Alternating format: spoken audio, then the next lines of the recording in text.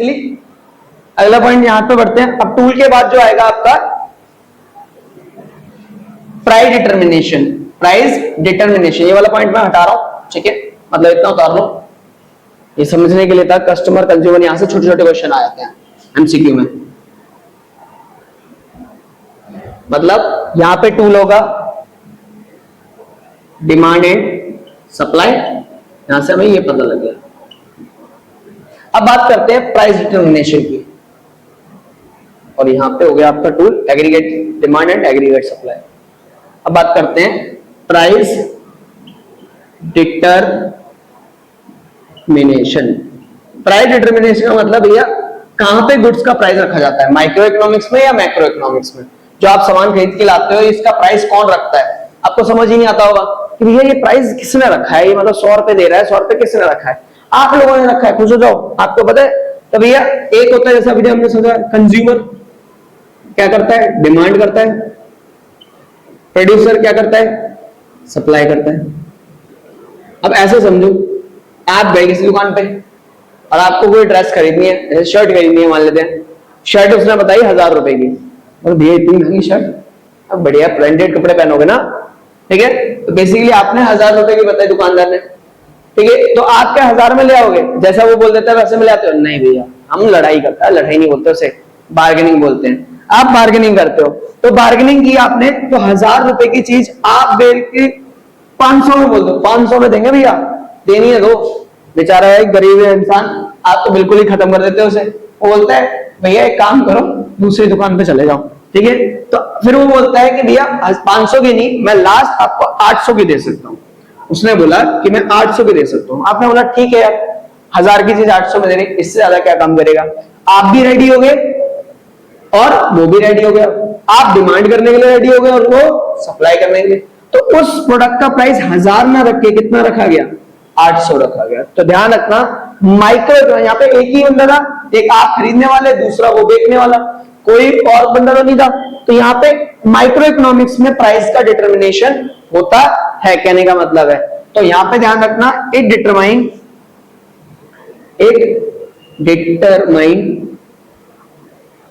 The price of the product, product का price पता लगता है। और यहां पर इट डिटरमाइन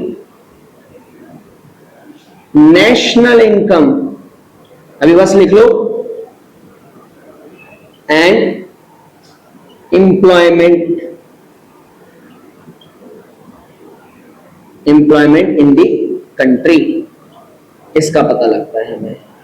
नेक्स्ट हम बात करते हैं भैया अजम्पशंस के बारे में।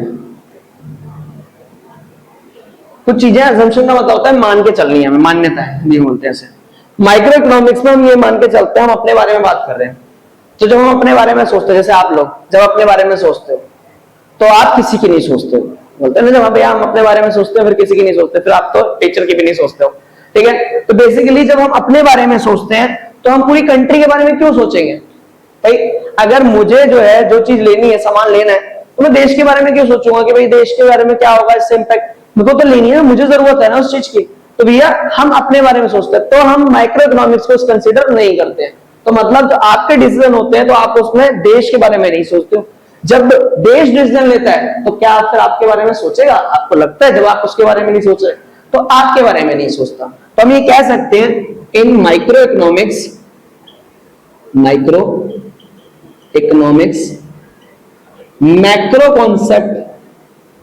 मैक्रो कॉन्सेप्ट आर कांस्टेंट,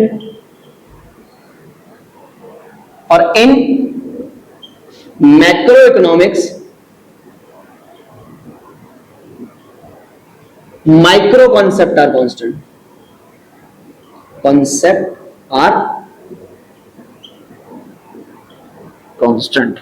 तो बेसिकली आपका हो गया अजम्पशन। तो पहले डेफिनेशन कर दिया, टूल कर लिया हमने, प्राइस डिटर्मिनेशन एंड अजम्पशन। अब हम बात करते हैं भैया इसकी फादर की या फाउंडर की। तो भैया माइक्रो इकोनॉमिक्स को जिसने लिखा उनका नाम है अल्फ्रेड मार्शल, और जिन्होंने मैक्रो इकोनॉमिक्स को लिखा वो है जेएम केन्स।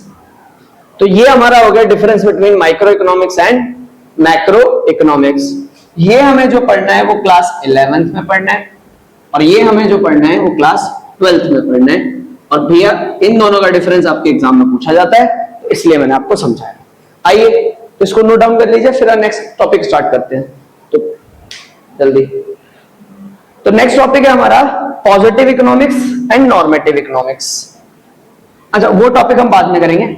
ऐसा करते हैं, अब इकोनॉमिक्स को समझते हैं। What is economics?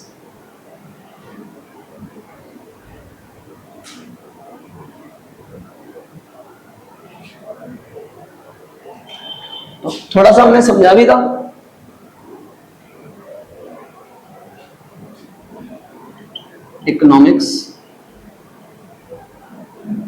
इकोनॉमिक्स भैया क्यों पढ़ी जाती है? बेसिक प्रॉब्लम क्या है इसके बारे में हमने पढ़ा। Basic problem of economics. Economics की बेसिक प्रॉब्लम क्या थी ये हमने समझ लिया। पहली प्रॉब्लम थी रिसोर्सेज आर लिमिटेड। दूसरी प्रॉब्लम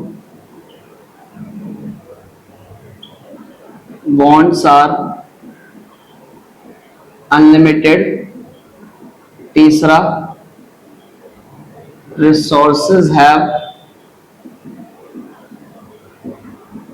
alternative uses। ये हमने बेसिकली पढ़ा basic problem.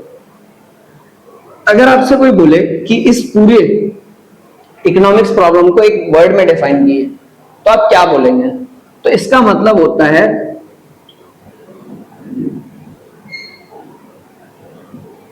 scarcity। What do you mean by scarcity? Life is full of scarcity। ये मतलब ये पूरी लाइफ स्कार्सिटी से भरी हुई है। मतलब हमारे पास जिंदगी में हमेशा रिसोर्सेज की क्या रहेगी? कमी रहेगी, और हमारी वांट्स हमेशा क्या रहेंगी? ज्यादा रहेंगी। मतलब कहने का मतलब है resources are limited as comparison to their demand. मतलब it means resources are limited in comparison to their demand। Demand के कंपैरिजन में हमेशा रिसोर्सेज क्या रहेंगे? आपके कम ही रहेंगे, कहने का मतलब है। अब ये प्रॉब्लम है, तो क्वेश्चन अराइज होता है कि सभी के लिए ऐसा होगा क्या? सभी के लिए रिसोर्सेज कम है? भैया मेरे पास तो पैसा कम है। जैसे फॉर एग्जांपल मान लो, मैं एग्जांपल नहीं भाई, मैं वैसे गरीब हूँ, ठीक है। जैसे मैं मान लो मैं तो गरीब हूँ, तो भाई मेरे पास जो है बहुत कम पैसा है, इसीलिए डिजिटल पैनल नहीं खरीद पा रहा हूँ, नॉर्मल बोर्ड में पढ़ा रहा हूँ, ठीक है। तो क्या ये सबके लिए, अब फॉर एग्जाम्पल ये सिचुएशन सबके लिए सेम है? अंबानी के लिए भी क्या रिसोर्सेज कम है? तो आप बोलोगे यस, ये सभी के लिए सिचुएशन सेम है। सोचो भैया, अगर अंबानी के पास अनलिमिटेड पैसा होता तो फिर इस दुनिया में किसी और का बिजनेस ही नहीं होते। सारे बिजनेस कौन चला रहा होता? अंबानी चला रहा होता। अगर बिल गेट्स का ही बहुत सारा पैसा होता है, अनलिमिटेड पैसा होता, तो सारे बिजनेसेस किसके चल रहे होते? बिल गेट्स के चल रहे होते। तो भैया सबके पास पैसा क्या है? लिमिटेड, और सबकी वांट्स क्या है? अनलिमिटेड। तो भैया इट इज यूनिवर्सल सिचुएशन, ये सभी के लिए सेम है। इट इज यूनिवर्सल सिचुएशन, सभी के लिए। मतलब ये यूनिवर्सल का फॉर एवरी इंडिविजुअल, हर एक इंडिविजुअल के लिए, for at every department,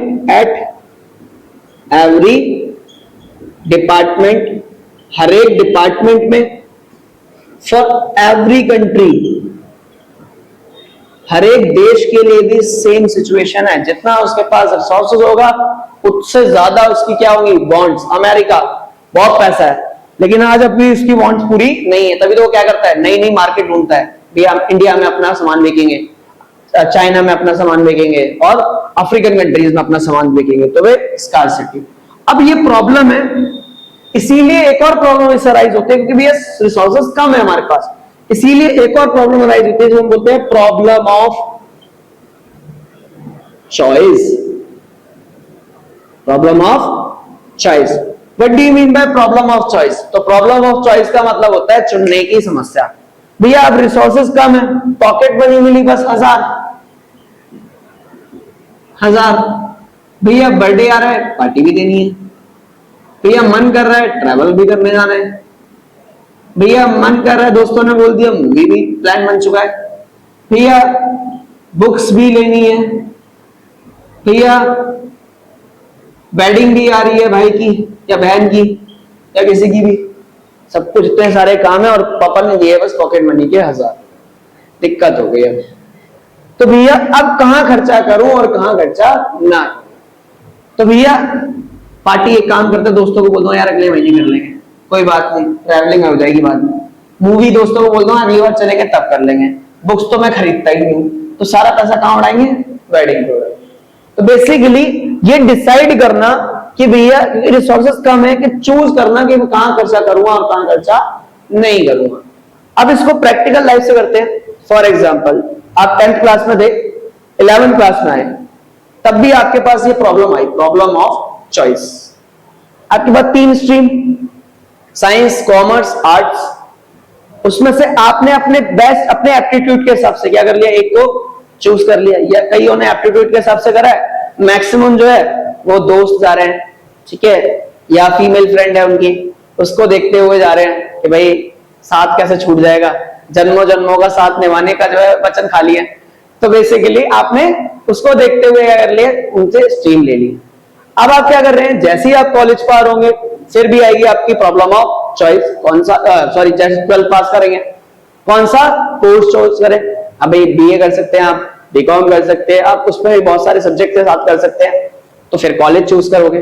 college choose करने के बाद जैसे कॉलेज पास आउट हो जाओगे उसके बाद जॉब, बहुत सारे सेक्टर हैं, किसमें काम करना चाहोगे, वहां भी क्या है, problem of choice.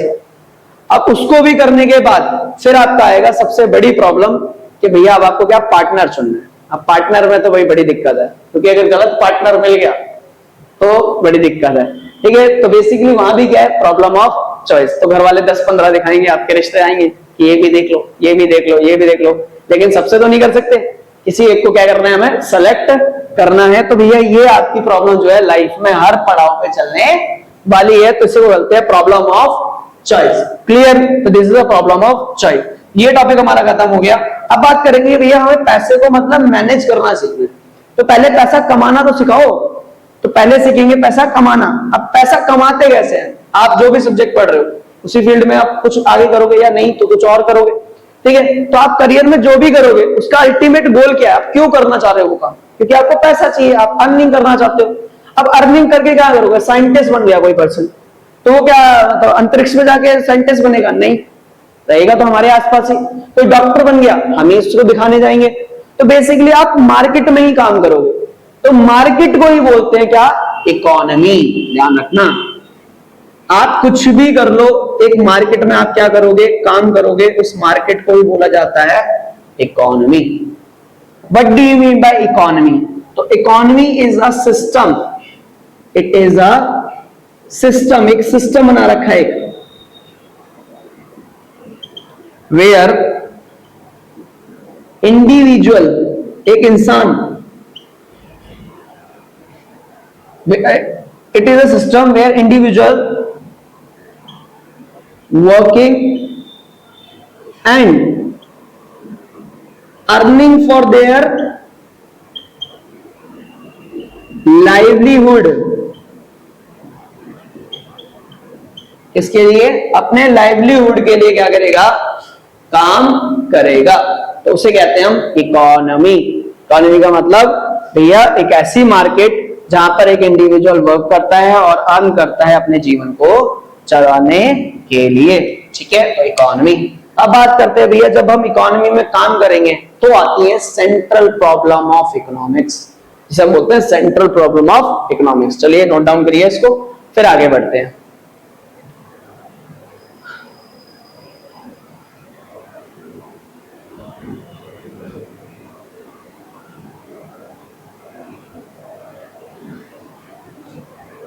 Next question आता है आपका central problem of economics. Centre problem economic, main problem क्या होंगी? तो जब आप काम करने जाओगे तो सबसे बड़ी प्रॉब्लम, सबसे पहली प्रॉब्लम आएगी आपकी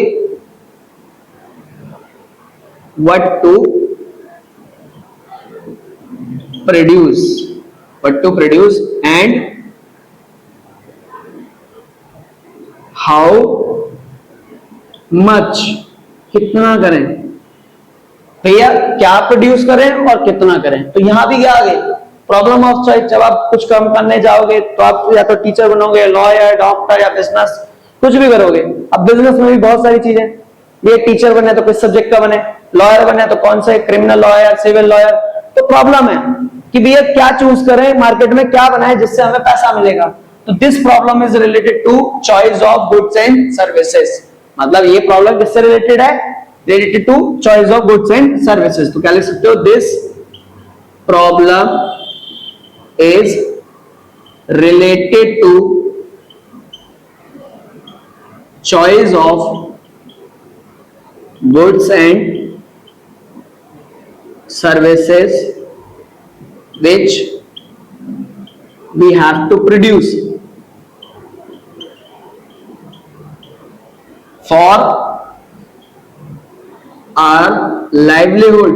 अपने जीवन को चलाने के लिए हम क्या गुड्स एंड सर्विसेज बनाएं। ठीक है, अब दो तरह के, there are two types of goods and services. एक होता है कंज्यूमर गुड्स और एक होता है आपके कैपिटल गुड्स। भैया कंज्यूमर गुड्स वो गुड्स होते हैं जो डायरेक्टली कौन कंज्यूम कर रहा है? कंज्यूमर। तो हम ऐसा सामान बना सकते हैं जो सीधा डायरेक्टली आपसे कंज्यूमर खरीदने आएगा, मतलब लोग, जनता खरीदने आएगी, आप ऐसा सामान बना सकते हैं। तो आप जो है कोई फास्ट फूड की दुकान खोल सकता है जो आज के बाद टाइम पे बहुत ज्यादा ट्रेंडिंग पे, या आप सीधा टीचर बन सकते हो, आप डायरेक्ट बच्चों से कांटेक्ट पे हो। ठीक है, तो मतलब these are those goods which directly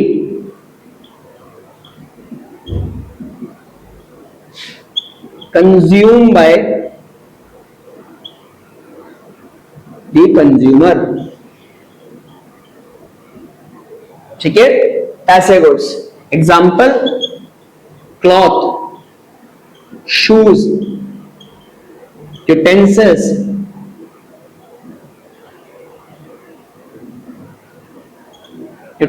कुछ भी बना सकते हो। कैपिटल गुड्स बेसिकली आप बिजनेसमैन को भी तो सामान बेच सकते हो। जैसे बिजनेसमैन को स्टील चाहिए, आप स्टील बनाने का काम कर दो। बिजनेसमैन को रॉ मटेरियल चाहिए, आप उसका काम कर दो। बिजनेसमैन को मशीनें चाहिए, आप उसको देख के बना के दे दो। तो आप ऐसा सामान भी बना सकते हो जो डायरेक्टली कौन खरीदेगा? प्रोड्यूसर करेगा। तो these are those goods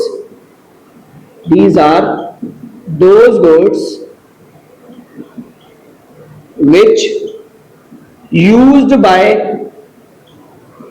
producer in the production process for long term। आप ऐसा सामान भी बना सकते हो। ये आपके ऊपर चॉइस करता है कि आप क्या सामान बनाओगे। अगर इसको हम डायग्राम से समझे, क्योंकि एग्जाम में आपका डायग्राम से पूछा जाता है कि इसको डायग्राम से समझाइए, तो इसको अगर हम डायग्राम से समझे तो मान लीजिए ये है कंज्यूमर गुड्स।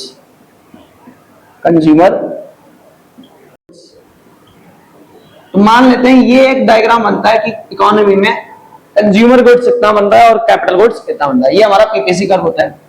मान लीजिए ये पॉइंट अगर मैं ये लाइन यहां से खींचूं और ये आगे, तो ओ वाई जो है हमारा कंज्यूमर गुड्स और ओ एक्स हमारा कैपिटल गुड्स। अगर लोगों ने कंज्यूमर गुड्स बनाना ज्यादा कर दिया तो मार्केट में कैपिटल गुड्स बनना क्या हो जाएगा? कम हो जाएगा। और ऐसे ही अगर मैंने, या ऐसा समझ लो, इसको बेटर और तरीके से अच्छे समझ लो, सो एग्जांपल लेके समझ लेते हैं कि कंज्यूमर गुड्स है, जैसे व्हीट एंड राइस, दो गुड्स हम बना रहे हैं। अब रिसोर्सेज मेरे पास क्या है, लिमिटेड, तो मान लेते हैं कि कॉम्बिनेशन बनाऊंगा ए बी सी डी और ई। पहले मैं ओनली व्हीट का प्रोडक्शन कर रहा था और अब मैं सोच रहा हूं कि मैं किसका करूं, क्लॉथ का करूं। तो व्हीट का प्रोडक्शन मान लेते मैं 100 टन कर रहा था, क्योंकि मेरे को व्हीट की अच्छी खासी नॉलेज थी, मैंने बहुत साल से करता आ रहा था। अब मैं क्लॉथ का प्रोडक्शन का मतलब कुछ भी नहीं कर रहा हूँ, सारा पैसा कहां लगा रहा था, पेट में। अब मैंने सोचा कि मैं व्हीट का प्रोडक्शन कम करता हूं, तो मैंने व्हीट का प्रोडक्शन क्या कर दिया, कम कर दिया, तो क्लॉथ का प्रोडक्शन क्या हो जाएगा, बढ़ जाएगा। लेकिन भैया यहाँ 20 कम किया तब भी यहाँ 10 ही बढ़ा, फिर यहाँ 30 कम किया तब भी यहाँ 10 बढ़ा, और यहाँ 40 कम कर दिया तब भी यहाँ 10 बढ़ गया, क्योंकि भैया मैं जो है वो व्हीट के प्रोडक्शन में एफिशिएंट था लेकिन क्लॉथ के प्रोडक्शन में एफिशिएंट नहीं था। इस वजह से ऐसा होता है कि जब आप किसी इनएफिशिएंट काम में जाते हो तो आपकी प्रोडक्टिविटी क्या होती है, कम हो जाती है, ज्यादा नहीं होती। जब इसी डायग्राम को मैं, इसी को नोट डाउन करो पहले, फिर मैं आपको उसको कराता हूं।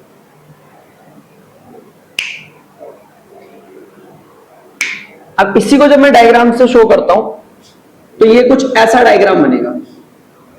जब आप प्लेस करोगे इसको डायग्राम को तो ये कुछ ऐसा डायग्राम बनेगा। यहां पे आ जाएगा हमारा, मान लेते हैं क्लॉथ या व्हीट, और यहां पे आ जाएगा हमारा क्लॉथ। तो पहले मान लेते हैं व्हीट का इतना हो रहा था और क्लॉथ का इतना हो रहा था, तो ओ वाई क्लॉथ का, ओ एक्स व्हीट का। यहां पे व्हीट, ओ वाई आपका क्लॉथ का, व्हीट का, और ओ एक्स इतना। जब मैंने व्हीट का प्रोडक्शन कम किया, जब मैंने व्हीट का प्रोडक्शन क्या हो गया, कम हो गया, तो मेरे क्लॉथ का प्रोडक्शन क्या हो जाएगा, बढ़ जाएगा। तो भैया अगर एक चीज का प्रोडक्शन मैं कम करता हूं तभी एक दूसरे का प्रोडक्शन बढ़ा सकता हूं, क्योंकि रिसोर्सेज क्या है मेरे पास, लिमिटेड है। तो या तो आप कंज्यूमर गुड्स बना सकते हैं या कैपिटल गुड्स। तो आप क्या बनाओगे ये आप पे डिपेंड करता है कि आप किस मार्केट में हैं और आप क्या सामान बनाना चाहते हैं। नेक्स्ट, हाउ मच, कितना सामान बनाए, तो आप जितना चाहो उतना बना सकते हो, देखिए आपकी मर्जी है। नहीं भैया तो भैया वेस्ट हो जाएगा पैसा। तो हमें क्या करना है, जितनी मार्केट में डिमांड है उसके हिसाब से बनाना है। तो मैन्युफैक्चरिंग, अगर मैं हाउ मच की बात करूं, हाउ मच, तो प्रोडक्शन